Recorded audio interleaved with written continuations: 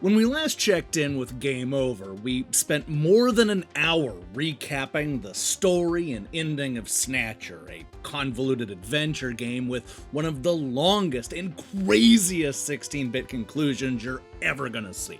For the follow-up episode, I wanted something a bit shorter, simpler, and less taxing.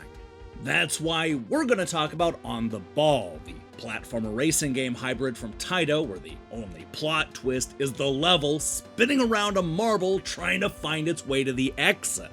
What it lacks in story, it more than makes up for with endings. Lots and lots of endings. In fact, it has so many endings that one of Taito's biggest stars gets in on the action.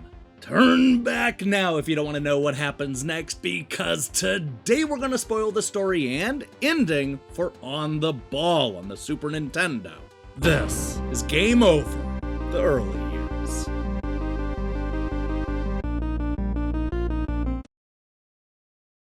Although it has largely been lost to time, On the Ball was a big arcade hit in Japan under the name Cameltry.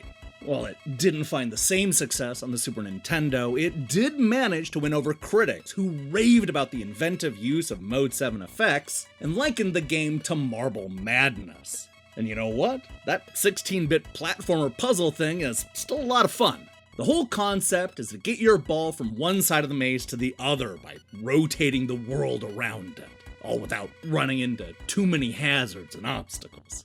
They'll throw new challenges your way, and there's always a different background to distract you. But the basic concept remains the same through dozens of ridiculously challenging stages.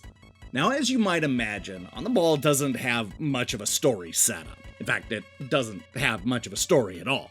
You move a ball through a maze, and, well, that's about it. What it does have is a lot of endings. You see, the Super NES game has an ending for each of the different modes, or planes, and their courses. That means that you're essentially treated to 20 different ending screens, which runs the gamut from being light and goofy to serious and, well, kind of thought-provoking. There's really no point in going from level to level and trying to sew together a story, so what I've decided to do is create a supercut of all 20 of these endings and run them in the order that they appear.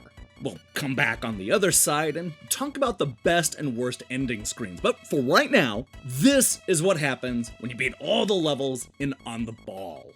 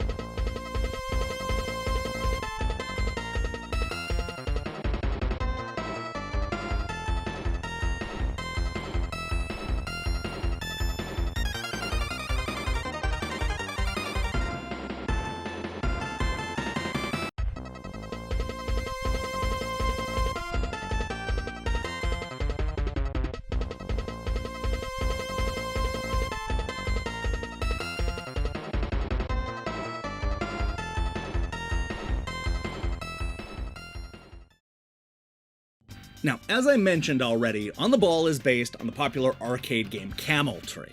Well, that version of the game doesn't have as many endings. It does have a few, including screens you won't find in the Super NES port.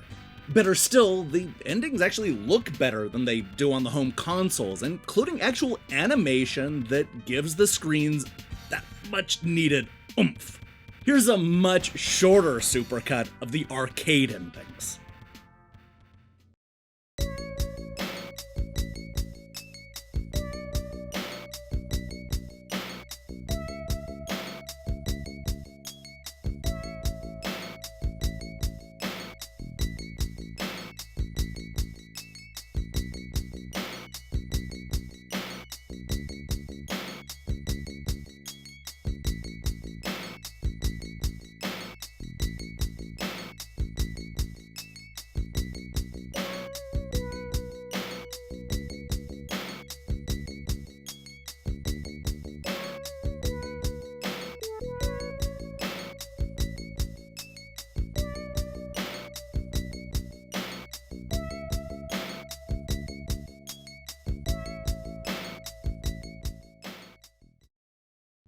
You know, there's just something about the randomness of these ending screens that I can't help but love.